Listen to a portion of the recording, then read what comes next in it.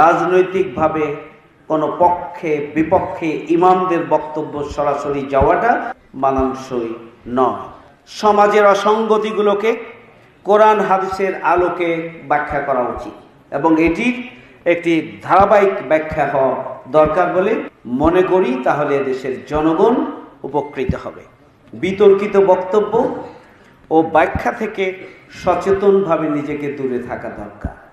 ইসলামের পূর্ণাঙ্গ রূপ এখনো অধিকাংশ মানুষ জানে না, ইসলামকে ধর্ম মনে করে।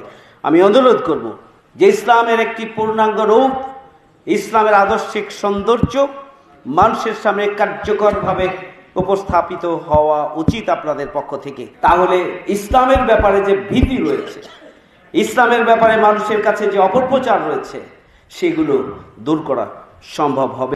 মাসলা মাসাইল সহ ফতুয়াগুলোকে সহজবোধ্য হওয়া দরকার, যাতে করে জনগণ বুঝতে পারে এবং ইসলামকে ধারণ করা এবং মেনে চলাটা তাদের কাছে সহজ হয়। ইমাম খতিবদের ছোট ছোট মতবিরোধগুলোকে জনসমক্ষে না আনা দরকার, কারণ আপনি যা ধারণ করতে পারেন, আপনি যা উপলব্ধি করেন, সাধারণ জনগণ তা বুঝে না। সুতরাং ইমাম এবং খতিব বক্তা ওয়াইজিনদের বিরুদ্ধে জনগণের একটা ক্ষোভ তৈরি হয়, জনগণ দ্বিধাবিভক্ত হয়। এই ব্যাপারে সচেতনভাবে আপনাদের সতর্ক থাকা উচিত।